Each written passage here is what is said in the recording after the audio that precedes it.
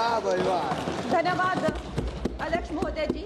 आज से 1 साल पहले हमारे माननीय गृह मंत्री श्री अमित शाह जी ने यशस्वी प्रधानमंत्री श्री नरेंद्र मोदी जी के नेतृत्व में पूरे देश के सामने संकल्प लिया था, घोषणा की थी कि मार्च 31 2026 तक हम ये जो माओवाद है, ये जो लेफ्टिस्ट वामपंथी टेररिज्म है, इसकी जड़ें जो है देश से उखाड़ फेंकेंगे। और आज इस सभा के द्वारा, इसके माध्यम से मैं हमारे गृह मंत्री जी को, हमारी सरकार को बहुत बहुत शुभकामनाएं देती हूँ। ये संकल्प सिद्ध करने के लिए उनकी बहुत सराहना करती हूँ। अध्यक्ष महोदय, 1967 में ये छोटी सी चिंगारी माओवाद की उठी थी। उस वक्त अगर कांग्रेस सरकार चाहती तो इसको उसी वक्त दबा सकती थी, लेकिन उन्होंने क्या किया, उल्टा उन्होंने आदिवासी लोगों को जो है वो सौतेला ट्रीटमेंट दिया। उनके बीच में जो एक वैचारिक दूरियां थी उनको कभी भी उन्होंने खत्म नहीं किया।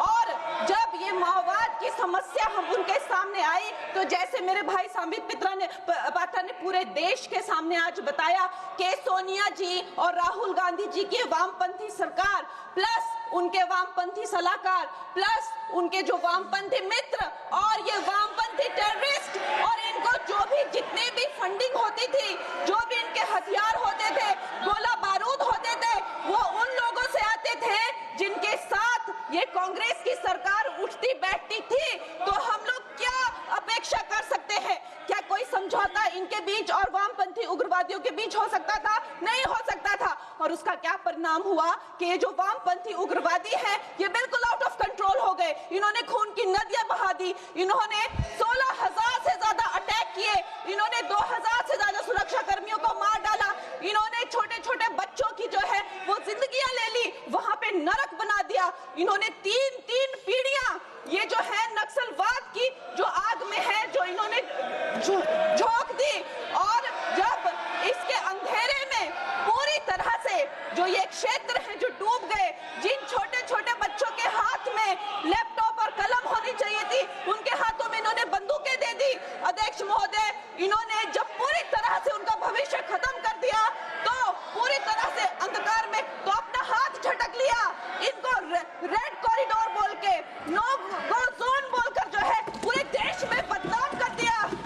हम भी फिल्म इंडस्ट्री में हम सोचते थे कि इतने अच्छे जंगल हैं, वहां जाके कोई गांव की शूटिंग करते हैं, अच्छा कोई गाना बनाते हैं, लेकिन उस टाइम की जो व्यवस्था है वो क्या कहती थी, अरे ये जो आदिवासी लोग हैं ये बड़े ही उग्र होते हैं, ये देश के साथ नहीं रहना चाहते, वहां शूटिंग मत करिए।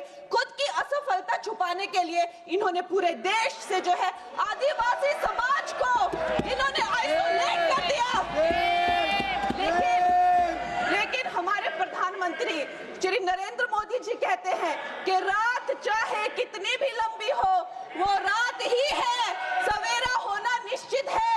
और 2014 में जब प्रधानमंत्री जी की सरकार आई और आज हम देखते हैं कि उन्होंने एक आदिवासी महिला को जो है वो राष्ट्रपति बनाया, उन्होंने हमारे सुरक्षा बलों को जो है वो सशक्त किया और उनको सशक्त करने के बाद उन्होंने वो रेड कॉरिडोर, वो भयानक नो गो जोन को जो है वापस लिया, वहां पे संविधान स्थापित किया। अध्यक्ष महोदय, मैं एक नई सांसद हूँ, मुझे 2 मिनट दीजिए। और खैर प्रधानमंत्री जी ने क्या विकास किया वहां पर, चाहे वो घर बनवाए हो, चाहे वो नल लगवाए हो, चाहे वो 70 लाख महिलाओं को 1,000 की मदद की हो, 21 किस्तों में 13,000 करोड़ दिए हो, या वहां पर जो है जितने भी काम किए हो वो मैं अगर शुरू कर दूं तो आज दिन से रात और रात से फिर दिन हो जाए, तो उसमें मैं नहीं जाऊंगी। लेकिन मैं ये जरूर कहूंगी कि जो वहां पे डिजिटल पेमेंट्स हुई है उनका मैं बहुत ही ज्यादा सराहना करती हूँ। उससे जो नक्सलियों का जो वित्तीय नेटवर्क है वो टूटा है, जो वो वसूली का काम करते हैं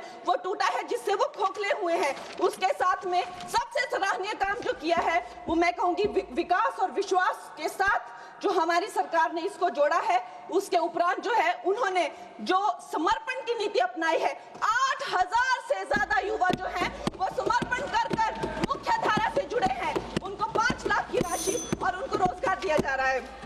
महोदय जी, मेरे पास कहने के लिए तो बहुत है लेकिन मुझे बहुत ही कम समय मिल रहा है। सदन के पास समय नहीं है। इस तरह की नीति हमने दोगो में भी अपनाई है और वहाँ भी बोडो में, आसाम में भी 10,000 से ज्यादा लोगों ने समर्पण किया है।